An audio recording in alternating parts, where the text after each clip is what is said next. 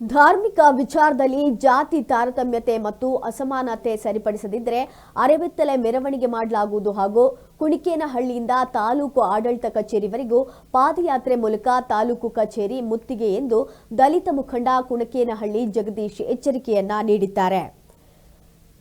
ತುರುವೇಕೆರೆ ತಾಲೂಕಿನ ಕುಣಿಕೇನಹಳ್ಳಿ ಗ್ರಾಮದಲ್ಲಿ ದೇವರ ವಿಚಾರದಲ್ಲಿ ಅಸ್ಪೃಶ್ಯತೆ ಆಚರಿಸಲಾಗುತ್ತಿದೆ. ಸಮಾನತೆ ಇಲ್ಲದೆ ಜಾತಿ ತಾರತಮ್ಯತೆಯಿಂದ ಕೂಡಿದೆ.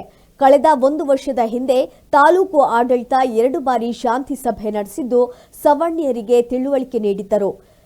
ಆದರೂ ಕೂಡ ತಿದ್ದಿಕೊಳ್ಳದೆ ಇಂದಿಗೂ ದಲಿತರ ಮೇಲೆ ಅಸ್ಪೃಶ್ಯತೆ ಆಚರಿಸುತ್ತಿದ್ದಾರೆ.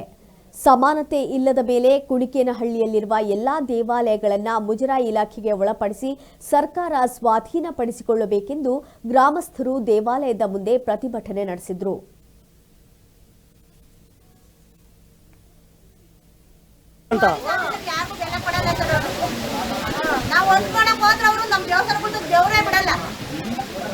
ನಾವೇ ನಮ್ಮ ಮನೆಗಳಿಗೆ ಕರ್ಕೊಂಡ್ಬರ್ರಿ ಅಂತ ಹೇಳಲ್ಲ.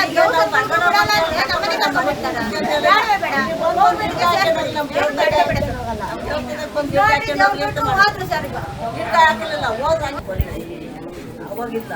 ಆಮೇಲೆ ಮಾರಿ ಹಬ್ಬ ಮಾಡುವಾಗ ನಮ್ಮ ದೇವ್ರು ಬರೋದಿಲ್ಲ, ಒಕ್ಕಟ್ಟೆ ಬಗ್ಗೆ ಹೋಗ್ಲು ಕರೀಲಿಲ್ಲ. ಒಂದೆರಡು ದಿವಸ ಆರತಿ ಮಾಡ್ಕೊಂಬರೋದು ಅವಾಗೂ ಕರೀಲಿಲ್ಲ.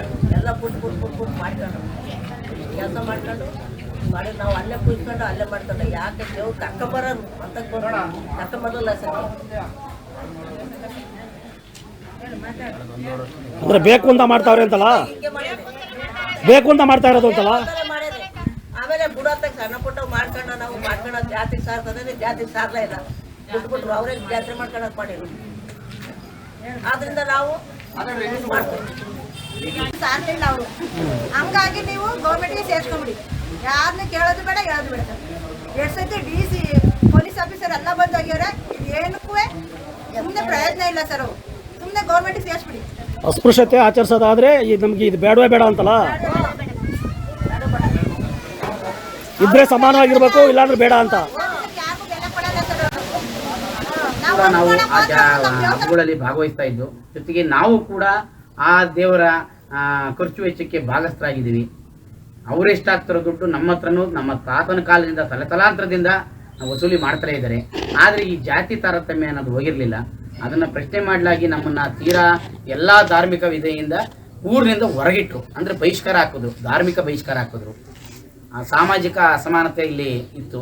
ಇದನ್ನು ಮನಗಂಡು ನಾವು ಸರ್ಕಾರದ ಮಟ್ಟಕ್ಕೆ ವಿಷಯ ಮುಟ್ಟಿಸಿದಾಗ ಸಂಬಂಧಪಟ್ಟ ಅಡಿಷನಲ್ SP ಮತ್ತು AC ತಹಶೀಲ್ದಾರು, ಸರ್ಕಲ್ ಇನ್ಸ್ಪೆಕ್ಟರ್ ಬಂದು 2 ಬಾರಿ ಶಾಂತಿ ಸಭೆ ಮಾಡಿದ್ರು ಕೂಡ ಇವತ್ತು ಏನಾಗಿದೆ ಪರಿಸ್ಥಿತಿ ಅಂದರೆ ಮೊನ್ನೆ